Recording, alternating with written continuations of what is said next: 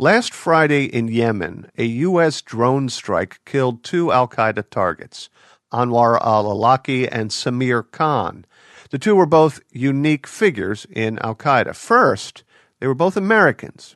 Secondly, their command of English meant they could communicate directly with would-be radicals in the West. Khan was reportedly the editor of Inspire, the al-Qaeda English-language magazine. Al-Awlaki worked in front of the camera through internet sermons the government believed were designed to inspire militancy among Muslims here at home. Jared Brockman is the author of Global Jihadism, Theory and Practice, and has closely followed the way that Al-Awlaki and Khan have gotten their message to the West. Jared, welcome back to OTM. Thanks. Are the deaths of these men a big blow to al-Qaeda? It's devastating. I mean, Awlaki and Samir Khan had revolutionized the way that al-Qaeda was able to reach out and touch the West.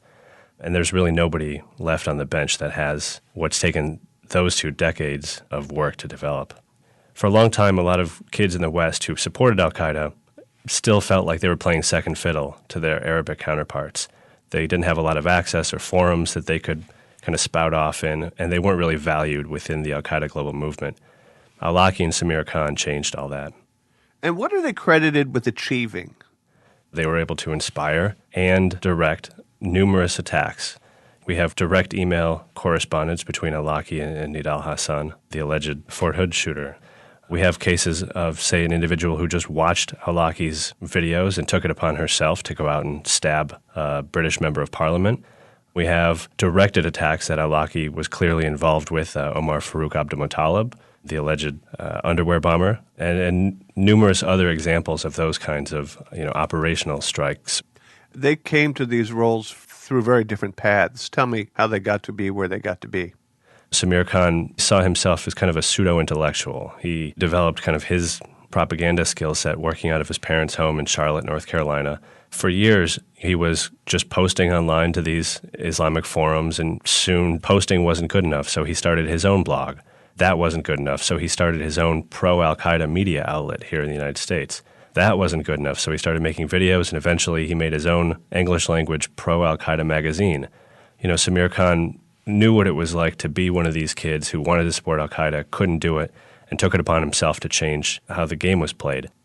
Tell me about al-Awlaki.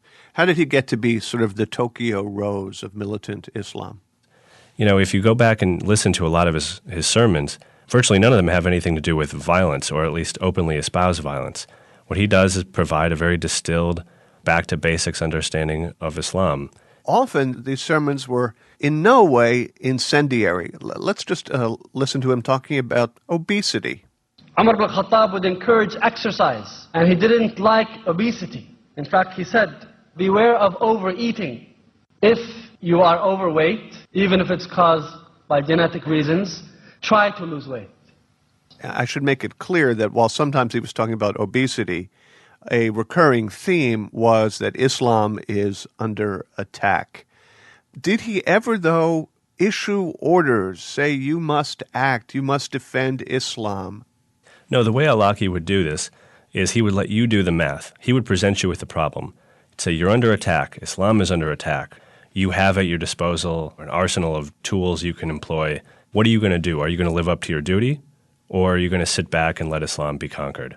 So people would feel more invested because they came to the conclusion themselves. He wasn't giving these command statements like Zawahiri bin Laden, shaking his finger at people saying, you must do this. Because for his constituency, a lot of them hadn't bought off on the idea. A lot of them didn't support al-Qaeda, or at least weren't sure if they could.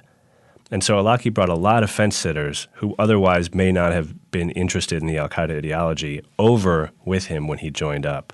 So I think this opens a massive chasm that will be almost impossible for al-Qaeda to fill. Well, that's an optimistic view. Others are less optimistic. What's the argument that says that these roles will be filled rapidly by others?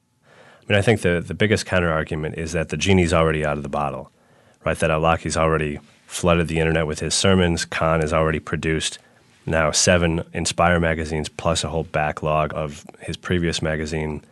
And so the movement itself will fill that role. In many ways, I make that argument myself, but I think in the absence of having a rallying figure like Awlaki, it will quickly dissipate in terms of the coherence and lethality of that movement. Is there a precedent for targeting not just American citizens, but propagandists as opposed to guys with their fingers on triggers?